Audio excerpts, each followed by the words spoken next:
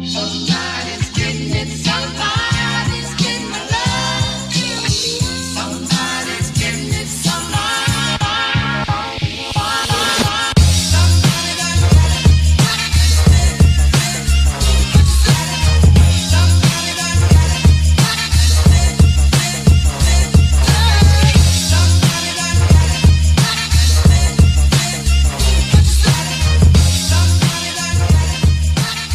Hi, I'm Pouyan Shirzadi, And I'm Kiran Kilambi. and you're listening to the Court Podcast. Today on the Court Podcast, we're discussing the East playoff rankings. So without no further ado, let's get into them. So Kiran, who do you think is going to be the first place team in the East? In my opinion, I think the first place team is going to be the Milwaukee Bucks. Now, we know that they have MVP frontrunner Giannis Antetokounmpo, and have the best record in the NBA. And their schedule in Orlando isn't the weakest. They play Boston, Houston, Miami, Dallas, and Toronto, and Memphis. But if they continue how they've performed prior to the stoppage, then I think there should be nothing stopping them from being the first seed in the East. Yeah, I agree with you on this. I think without any doubt, the East is a bit more locked than the West, and the Bucks are the team that's has locked the East. It is basically virtually impossible for the Raptors to get their spot because there's only 8 games and they're 7 games ahead, 7 wins ahead. Mm-hmm. So unless the Bucks lose every match and the Raptors win every match, that ain't going to change, and it won't really change anything at all. I agree with you. They got Giannis back. He's healthy. They got a whole team. They're strong together. I remember listening, I think it was a Woj pod where Budenholzer was saying how they had video call practices where, they just, did Pilates or dribbled basketballs together on a Zoom call. Mm-hmm. And yeah, I think without any doubt, Bucks first place. Obviously, having Giannis helps, but they got a bunch of bench depth too, which they, I guess, didn't have in.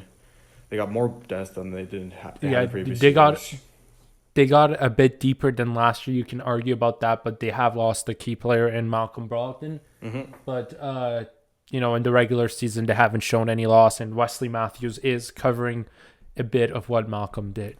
Yeah. So let's go to the second place team. I have the Raptors. Kieran. Yeah, I have the Raptors too. I mean, it's tough not to be biased, but I mean, we have a damn good team, and yes, we do. I don't know if I don't think there's any good reason why we can't be the second best team. We're 3 games ahead of Boston for that 2 spot. Yeah, and Boston can come knock at the door and go ahead of us, and even the Heat have a chance if the Raptors go don't be as good as they are supposed to be, but that is very, very rare. I don't think that will happen. I mean, if we God forbid we start the restart season slow. I mean, we play the Lakers and the Heat and Orlando, and then Boston for our 4th game is a big matchup. If we start the season slow. Yeah, we have sort of an easy schedule. There are a few difficult teams and challenging teams we got, but in my opinion, the Raptors have a really fair schedule. Yeah, you can argue about that. I think so too. I mean, it's tough, but I mean, it's fair because I mean you're gonna have to play tough teams in the playoffs. So yeah. Yeah. Other reasons why Raptors are gonna be second place. Every member of this team is now healthy, and they haven't had that many chances to play together. Mm-hmm. At one point Norman is injured, or Kyle is injured, or Siakam has an injury, Gasol or Ibaka or Van Vliet. There's always one point where someone in the team is injured.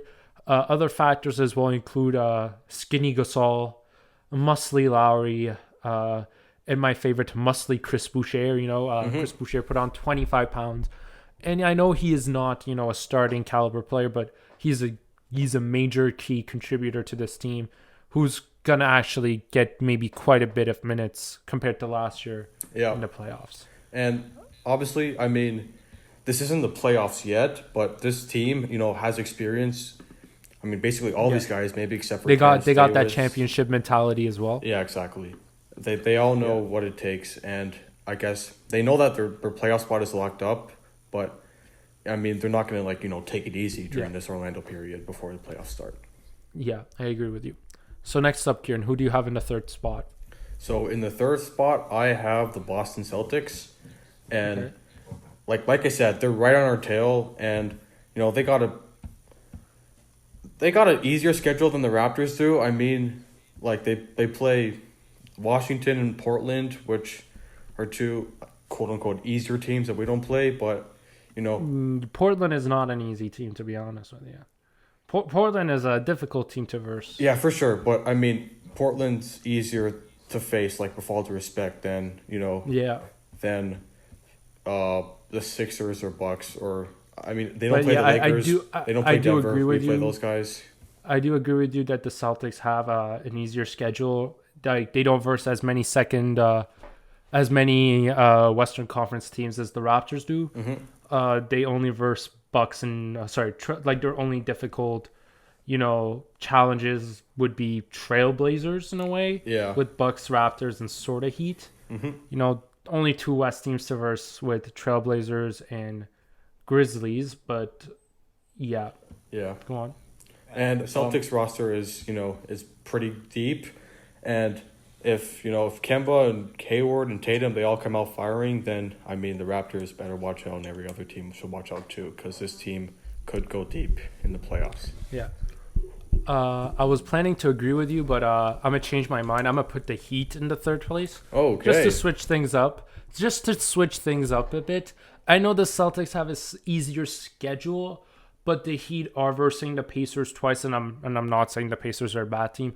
The Pacers are a difficult team to verse. Mm-hmm. But I do believe that with the way Jimmy Butler is leading this team and how young this team is, they'll be fresh.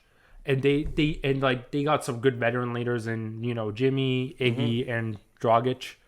So in my opinion, they have a chance to just, beat Boston to the line, because, Boston might just get beaten by, Raptors, Bucks, and Heats. The Heat can just overtake them if they win. But yeah. I mean, okay. I guess we can get into this a bit later, but I disagree at that point. But we can move on. Oh, yeah, I'm not saying Celtics is a bad team. I have Celtics at 4, and I had Celtics at 3. But because you took them at 3, I'm gonna put them at 4.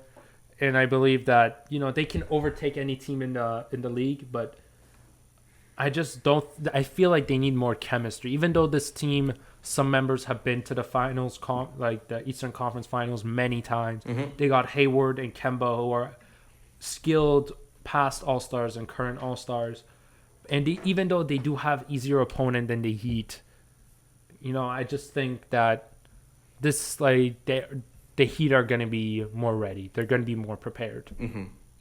Yeah. And there is no knock to Boston. I feel like either Celtics or Heat, like, I don't feel like enough people are talking about the Heat, but I think the Heat can go overtake the Eastern Conference and go all the way to the finals. Like, no one's talking about it, but I think the Heat have a chance. I'm not saying it's going to happen.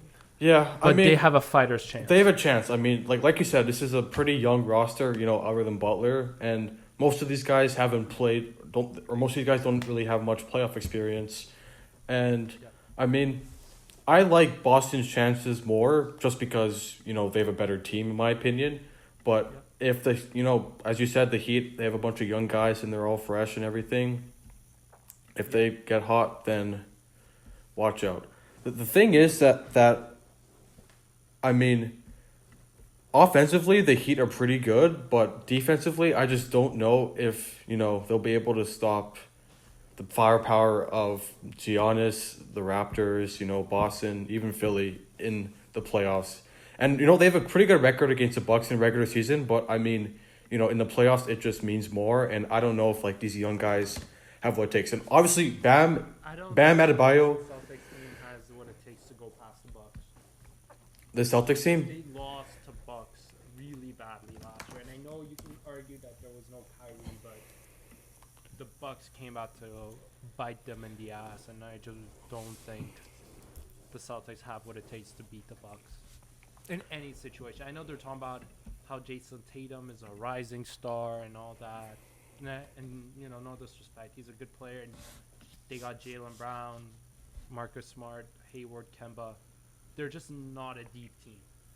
I The know. other teams, they got like they're a top-heavy deep team. You know what I'm saying? They're good until the six-man position. But Yeah. after that, they're just really not the best team out there. I know. I can see that, but in my opinion, the Heat, I guess, once you get past that, that starting five is just it isn't nearly as good as I'm talking about the Celtics, though. I know. Like, you think that the Celtics depth isn't as good as their starting five. I think that the Heat's depth is like even worse. But I think the Heat depth is better.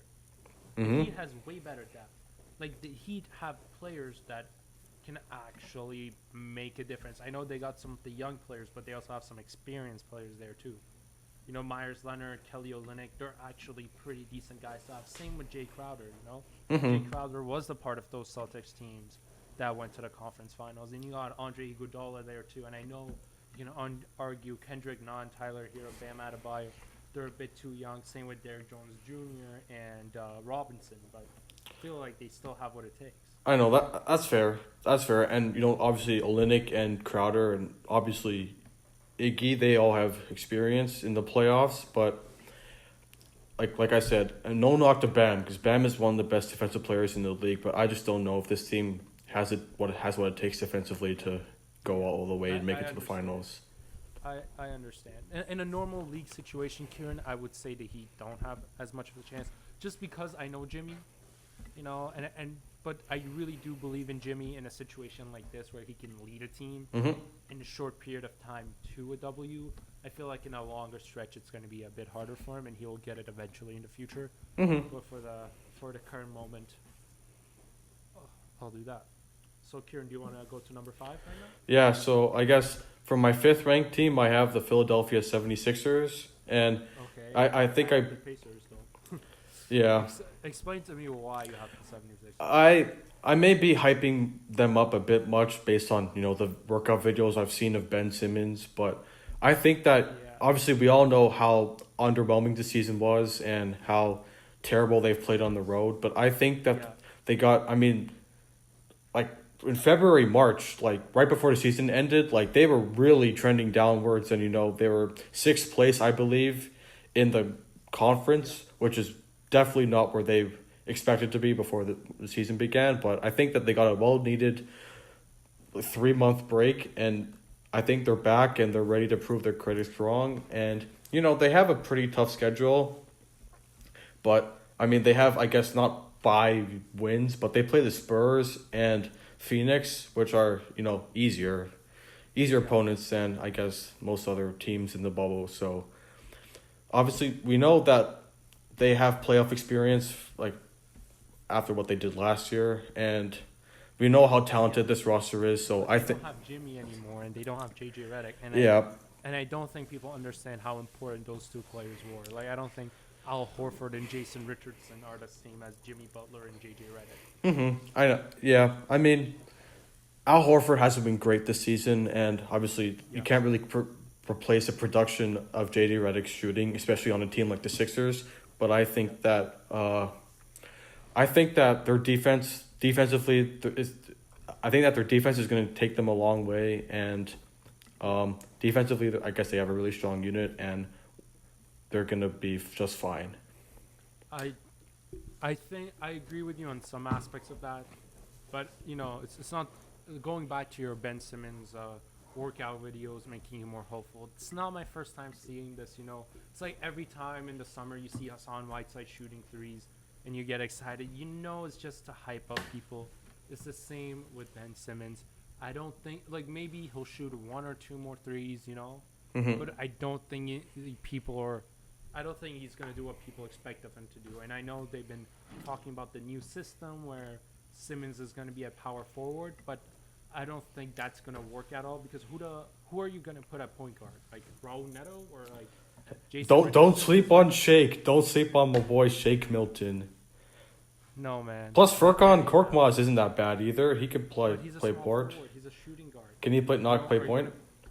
No, I don't think he can. Are you going to put Raul Neto at point guard? No. Are you going to put Jason Richardson? Because Jason Richardson is more of a shooting guard small forward than a shooting guard point guard. So, whatever you're doing, yeah, sure, maybe Simmons can transition to a power forward. but who's going to be transitioning or playing your point guard position, and that's important. I'm not saying the Sixers can't do it. There's definitely a chance where they can do it, but they're just an unpredictable team. And obviously, when Embiid's not 100%, we know that team isn't that much of a factor. But I think that he has to be the leader that, he's meant to be and, lead this team to a playoff run. Look, even if, the whole power forward system thing works, I just don't know how they're going to, they need to switch up the whole roster if they're going to play Simmons at power forward. They haven't prepared in a situation where they can put Simmons at point guard sometimes and power forward. It's just you had to make these decisions earlier. Yeah. Not before an 8-game season and then playoffs. Yeah. I mean, yeah, that's true. And for those reasons, I have 76ers at 6. But I'm going to talk about why I have Pacers at 5th right now, and you can explain why you have. Yeah, I have Indiana at 6. So why you have Pacers at 6? But I feel Pacers are a better team. They're a better team as a unit than the 76ers. And, there have been talks about Oladipo returning, and there's a chance of that. Yeah, I feel like if Oladipo gets back, they can maybe have a chance. Maybe, very rarely, just, make the conference semifinals. No knock to them. The Pacers are a great team, but they just need some more time together, and everyone needs to be healthy. And I've always felt that the Pacers could have reached a further point. The Pacers could have for sure made the conference semifinals the past 2 years. 2018 LeBron stopped them with the Game 7 and many buzzer beaters. Mm-hmm. And then last year they just got unlucky against the Celtics. In the few matches they had, sometimes they were ahead but lost it at the end. It was similar to the Warriors-Blazers series between the Pacers and the Celtics. But I feel like the Pacers are, going to lock down the 5th spot with the 76ers staying at the 6th. Yeah, I mean, Indiana, their roster is good. It's not bad. They're definitely a playoff team. I just can't see them going far, in the playoffs. I mean, we beat them 3 out of 4 times we faced them. They infamously lost to Milwaukee by 19, I believe, when Giannis wasn't playing. So that also wasn't a great performance. And overall, roster-wise, I just don't think that this team has as much talent. And obviously, Domantas Sabonis is really good. But other than that, and, Aaron Holiday's not bad. Miles Turner is good. I just don't know that overall this team has the depth and the talent to make a deep playoff run. But, they're better than, Brooklyn, Orlando, Washington, the teams underneath them. But I just don't know. They're just exactly in the middle of what you expect the team to be. Not finals caliber, but not playoff caliber. Yeah, exactly. Perfect playoff team. And honestly, people shouldn't be surprised if the Pacers make the semifinals. Yeah, I mean, they could. They're a good team. If they win a series against one of those other crappy teams, not crappy, but other those worse Eastern Conference teams, I wouldn't be surprised. But I just can't see them beating the Raptors or Boston or even Philly in the playoff series. To be honest, that's my view, though. I mean, I could get very wrong. I'm not saying I see them beating, but I know I wouldn't be surprised if I see them beating them. Mm-hmm. You know what I'm saying? The possibilities are there, but who knows? Yeah, exactly. And another thing about the Sixers is, Kiran, I know we talked about their horrific road record, and I think we just got to take that into consideration. 76ers without their road record are, a top team in the East, but with this road record, they're just with their road record, they're first, they can get the first pick of the NBA draft. Yeah. To put it into perspective, the Pistons has a 9-24 road record. The Knicks have a 10-23 road record, and the Cavaliers have an 8-21 road record, and the 76ers have a 10-24 road record. So you're telling me the Knicks are better on the road than the 76ers? I mean, listen, like I said, I mean, their road record was, or like you said, the road record was god awful. But like we mentioned, I think the rest that they needed and the break that they got was well deserved, and not deserved, but rather it was necessary because I guess they were trending needed that. in the wrong direction. And 76ers were nearly, like, in my opinion, almost out of the playoffs / in the playoff picture, but just not going anywhere. like, let's say this stoppage doesn't happen, there's no COVID, and who knows, if the Sixers don't even make the playoffs, then my God, all hell would have broken loose. But luckily they got that break, and I think they're going to come out strong. 7th place, I have the Orlando Magic. Who do you have, Kiran?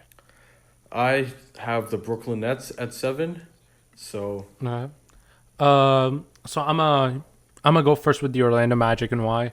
I just feel like, they're a better team than the Nets right now. The Nets are in the 7th place right now, but I just feel like Orlando's a healthier team. They know the weather, even though weather isn't really an issue at the moment, but they know how it is in Orlando.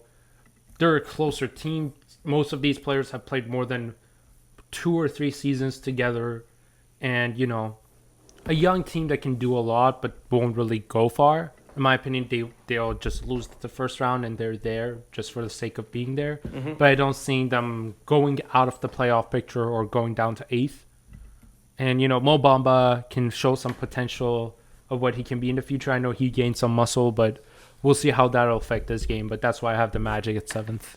Yeah, I mean, it was kind of close for me. I have Brooklyn because I think that, most of these guys, or the majority of these guys, Karis LeVert, Harris, and Allen, we've seen them in the playoffs in years past. And obviously Orlando made it last year. But, I think it's more than basketball that impacts what the Nets are going to do. And they obviously, Kyrie, KD, they're both going to be in action next season. I think that the guys that they have, they're going to want to show out, and they're going to want to prove to everyone that, they want to prove that they're good players too, and that they could win games when it matters. And obviously I don't think they're going to be a legitimate finals contender, but I mean, those guys got a lot to prove. And I mean, a few of them are not going to be here next year, or not going to be on the team next year when KD and Kyrie come back. But So why? So let me explain why I don't think the Nets can do it. I have the Nets in the 9th place outside the playoffs, and only reason is because everyone just got sick.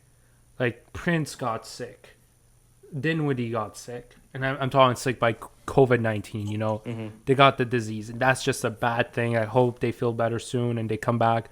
I know Prince isn't. I think Dinwiddie is, and no knock to Karis LeVert or Joe Harris or Jared Allen. They're all great players, and the addition of Jamal Crawford is something I'm really looking forward to, but I just don't think they have what it takes. Yeah, I mean, like, the Wizards have a sort of easier schedule than them. You know what I'm saying? Yeah. And if the Wizards get the 9th spot and get within 4 wins of that 8th spot location, they go into the play-in tournament, which is they got to win 2 games against the Nets. Yeah. Get what I'm saying? I mean, and I just think they can do that. And I know with no Bradley Beal and no Davis Bertans, I know it might seem hard, but I just think Rui Hashimura has what it takes to, like, lead up this team. I think he has that type of personality, and he just got to show it. Yeah, I mean, Rui, he's a sleeper Rookie of the Year pick. Like, he's not getting nearly as much attention as, Hero and John Moran and Zion, but I mean, he's done very well so far. And